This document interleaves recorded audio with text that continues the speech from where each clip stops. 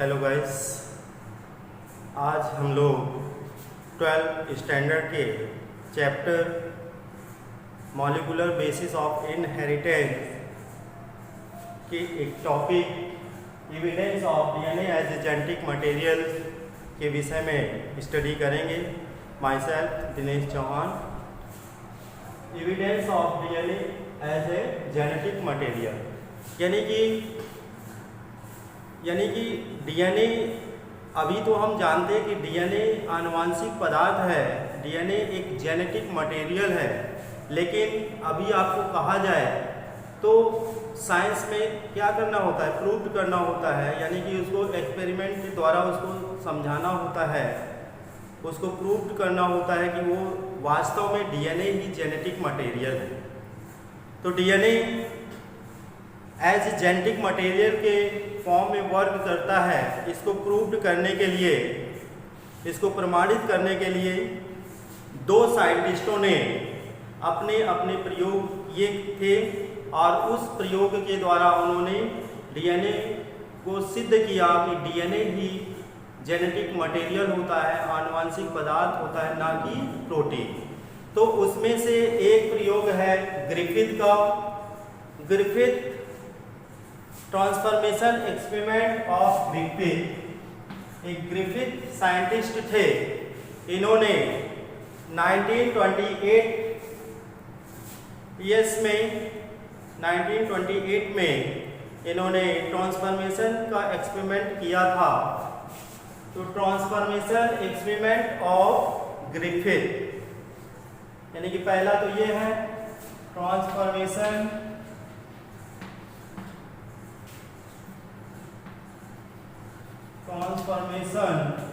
Experiment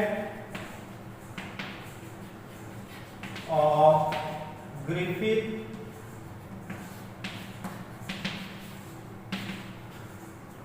इन्होंने अपना जो एक्सपेरिमेंट किया था 1928 ईस्वी में किया था, और इन्होंने अपना एक्सपेरिमेंट माउस पे किया था। बेटा, चूहों पर इन्होंने अपना प्रयोग किया था, और जिस बैक्टीरिया का यूज किया था वो डिप्लोकोकस निमोनी, डिप्लोकोकस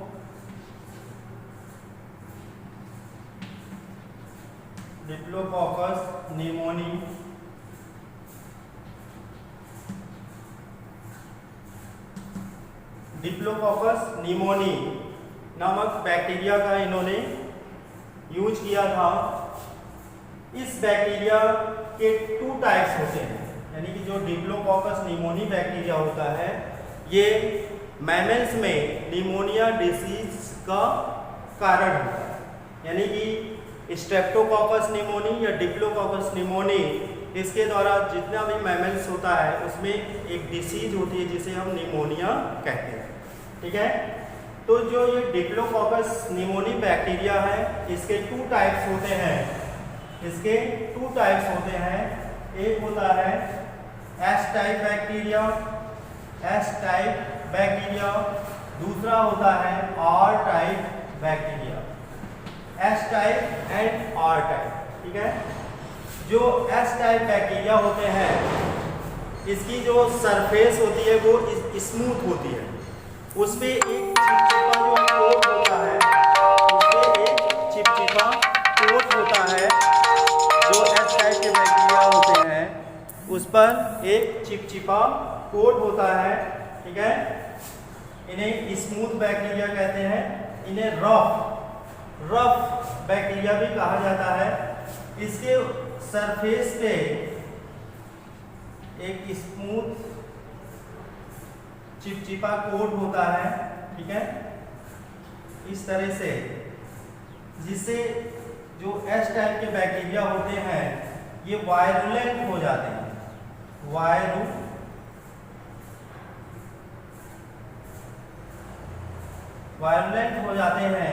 यानी कि ये निमोनिया रोग के कारण होते हैं। यानी कि जो निमोनिया रोग होता है, इसकी एस टाइप बैक्टीरिया, डिप्लोकोकस का जो एस टाइप वैरायटी है, उसी से निमोनिया रोग होता है। इसलिए इन्हें हम वायरुलेंट कहते हैं। और जो आर टाइप का बैक्टीरिया होता है, इसकी जो सरफेस होती है वो रफ होती है, खुरदुरी होती है, और ये निमोनिया रोग का कारण नहीं होता, यानी कि इसके द्वारा निमोनिया रोग नहीं फैलता, नहीं होता। ठीक है। तो हमने जाना कि ग्रिफिथ ने डिप्लोकॉकस निमोनी पर अपना प्रयोग किया था, और इन्होंने इसके लिए चूहे का इस्तेमाल किया।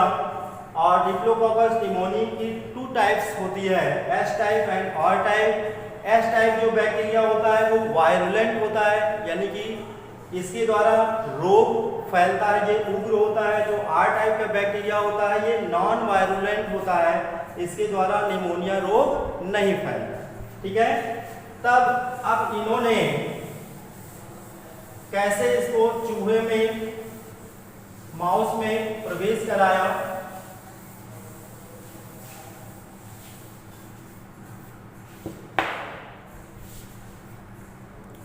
ग्रिफिथ ने, यानी कि जो एस टाइप बैक्टीरिया है, एस सेकेंड, इसके भी कई टाइप्स होते हैं, एस फर्स्ट एस सेकेंड, यानी कि इन्होंने एस टाइप बैक्टीरिया लिया।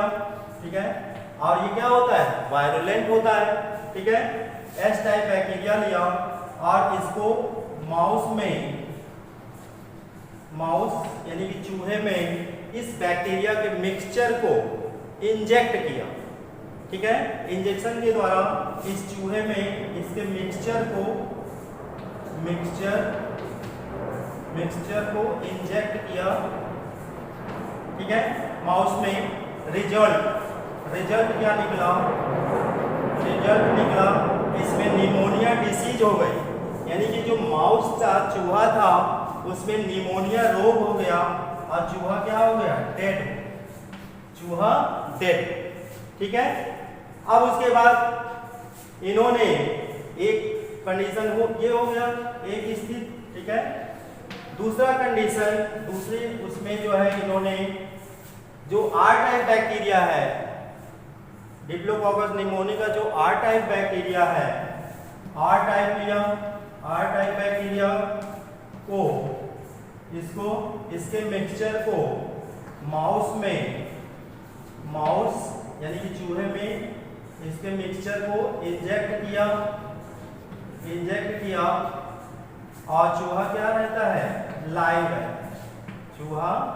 रहता है, यानी कि जीवित रहता है। क्योंकि जो आर टाइप के बैक्टीरिया थे वो नॉन वायरुलेंट, ठीक है, यानी कि ये निमोनिया रोग के वाहक नहीं थे। इस तरह से जो माउस था वो लाइव रहता है, जीवित रहता है, उसमें निमोनिया रोग नहीं पाया। थर्ड कंडीशन में क्या हुआ कि जो एस टाइप का बैक्टीरिया है इसको हीट किल्ड कर लिया गया, यानी कि हीट किल्ड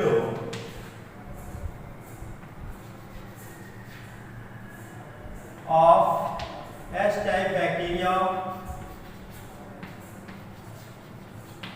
प्लस, यानी कि एस टाइप बैक्टीरिया को हीट करके किल्ड कर दिया गया, गर्म करके मार दिया गया, और इसमें जो है आर टाइप का बैक्टीरिया ऐड कर दिया गया, आर टाइप बैक्टीरिया। ठीक है। Heat killed S type bacteria plus R type के बैक्टीरिया का मिक्सचर तैयार किया। ठीक है। अब इस मिक्सचर को जब माउस में इंजेक्ट किया गया, ठीक है, अब इसका रिजल्ट ये आया कि जो माउस होता है वो किल्ड हो गया, यानी कि इस कंडीशन में भी जो माउस था उसकी डेथ हो जाती। ठीक है। अब डेड कर गया, जो माउस था वो डेड हो गया। ठीक है। अब इसमें ऑब्जर्व करने पर पता चला कि जो एस टाइप के बैक्टीरिया थे, यानी कि जो इसमें बैक्टीरिया पाए गए माउस में, उनको ऑब्जर्व किया गया तो देखा गया कि जो इसका जो जीनोम था, इसका जो एस टाइप का बैक्टीरिया का जो जीनोम था वो आर टाइप के बैक्टीरिया में ट्रांसफर हो करके यानी कि कन्वर्ट हो गया, और इस तरह से जो आर टाइप का बैक्टीरिया था वो वायरुलेंट हो गया यानी कि रोग का वाहक हो गया, और इस कारण से जो माउस था, चूहा था, उसमें निमोनिया रोग हो गया और उसकी डेथ हो गई। ठीक है, इस तरह से प्रूव्ड होता है कि डीएनए ही जेनेटिक मटेरियल होता है, ना कि प्रोटीन। एक तो ये हो गया ट्रांसफॉर्मेशन एक्सपेरिमेंट ऑफ ग्रिफिथ। ठीक है, दूसरा एक्सपेरिमेंट था इसी चीज को प्रूव करने के लिए हॉसे एंड चेज का एक्सपेरिमेंट था। दूसरा एक्सपेरिमेंट था DNA as a genetic material को प्रूव करने के लिए हॉसे एंड चेज का एक्सपेरिमेंट। इन्होंने जो हॉसे एंड चेज थे ये 1952 में अपना प्रयोग किया था। हॉसे एंड चेज एक्सपेरिमेंट।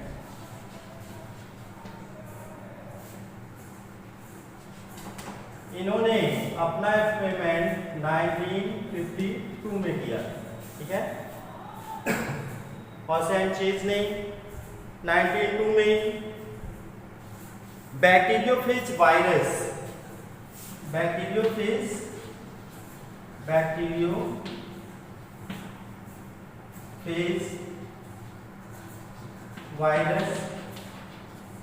यानी कि बैक्टीरियोफेज पर इन्होंने एक्सपेरिमेंट किया 1952 में। जो बैक्टीरियोफेज होता है ये वायरस पर अटैक करता है, और इस एक्सपेरिमेंट में इन्होंने रेडियो ट्रेसर टेक्निक का यूज किया था। ठीक है, रेडियो ट्रेसर टेक्निक का यूज किया था। अब जो बैक्टीरिया होता है उसमें बैक्टीरिया जो है प्रोटीन और न्यूक्लिक एसिड से मिलकर के बना होता है। अब जो इसका प्रोटीन वाला रीजन है बैक्टीरियोफेज का जो प्रोटीन वाला रीजन है उसमें यानी कि प्रोटीन में किस चीज की अधिकता होती है? सल्फर की। ठीक है, प्रोटीन में सल्फर पाया जाता है और जो न्यूक्लिक एसिड होता है उसमें फास्फोरस पाया जाता है।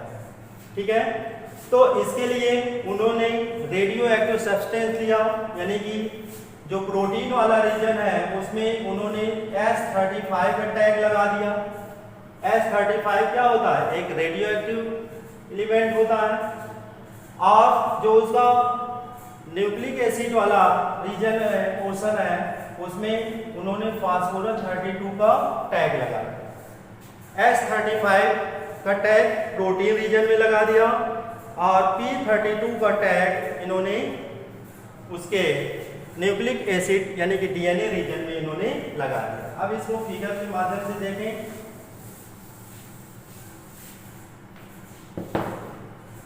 यानी कि ये बैक्टीरिया है, कोई बैक्टीरिया है, ठीक है, और ये उस पर बैक्टीरियोफेज वायरस अटैक कर रहा है।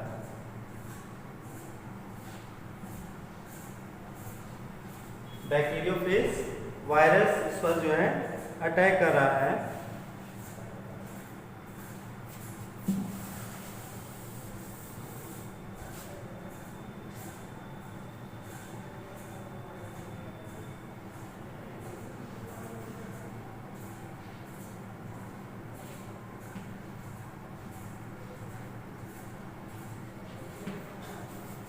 क्या है भाई? बैक्टीरियोफेज है, बैक्टीरियोफेज, ठीक, और ये बैक्टीरिया।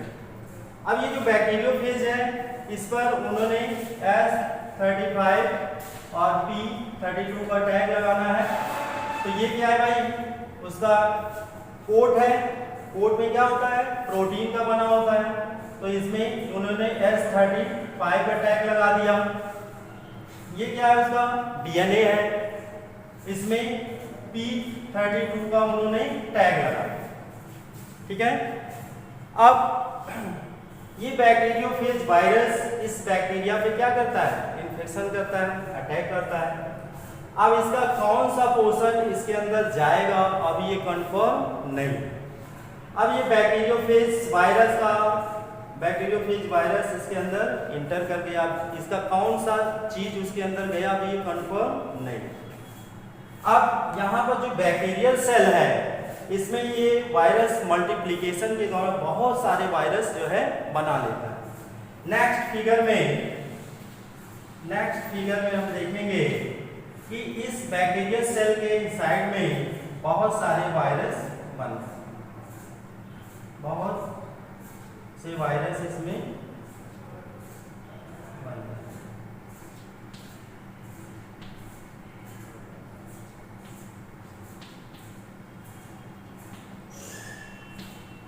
ठीक है,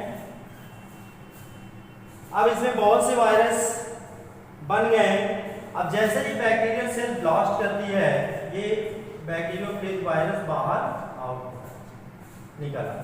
अब हम स्टडी करते हैं तो जो इसका डीएनए रीजन है, जो बैक्टीरियोफेज वायरस है इसका जो डीएनए रीजन है उसमें उसका अध्ययन करने पर, स्टडी करने पर पाया गया कि इसमें P32 प्रेजेंट है।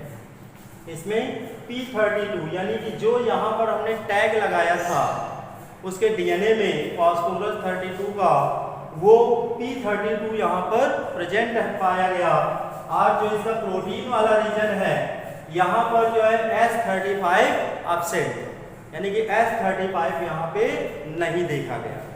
इस तरह से प्रूव्ड होता है, यानी कि प्रोटीन वाला रीजन यहीं छूट गया और इसका जो डीएनए वाला पोर्शन था वो इंटर किया और ट्रांसफॉर्मेशन के प्रोसेस के द्वारा मल्टीप्लिकेशन करके बहुत से वायरस में उससे वायरस बने और सभी वायरस में वो जो है उसका डीएनए डिस्ट्रीब्यूट होता है। इस तरह से प्रोटीन वाला रीजन यहीं छूट गया था और यहाँ पर P32 का पाया जाना यह प्रूव्ड करता है कि डीएनए ही जेनेटिक मटेरियल होता है, ना कि प्रोटीन। तो बच्चों, डीएनए जेनेटिक मटेरियल के रूप में उसको प्रूव करने के लिए दो यहाँ पे एक्सपेरिमेंट आपने पढ़ा। पहला एक्सपेरिमेंट था ट्रांसफॉर्मेशन का एक्सपेरिमेंट जिसे किया था ग्रिफिथ ने, और उन्होंने माउस में डिप्लोकोकस निमोनी बैक्टीरिया को इंजेक्ट करके उसको प्रूव किया था। दूसरा एक्सपेरिमेंट है हर्शे एंड चेज का। इन्होंने बैक्टीरियोफेज वायरस पर रेडियो ट्रेसर टेक्निक के द्वारा डीएनए जेनेटिक मटेरियल इसको प्रूव किया था। ठीक है, अब इस वीडियो में इतना ही बच्चों। वीडियो अगर समझ में आए, ठीक है, अच्छा लगे तो इसको लाइक, शेयर और सब्सक्राइब करना मत भूलिएगा। Thank you.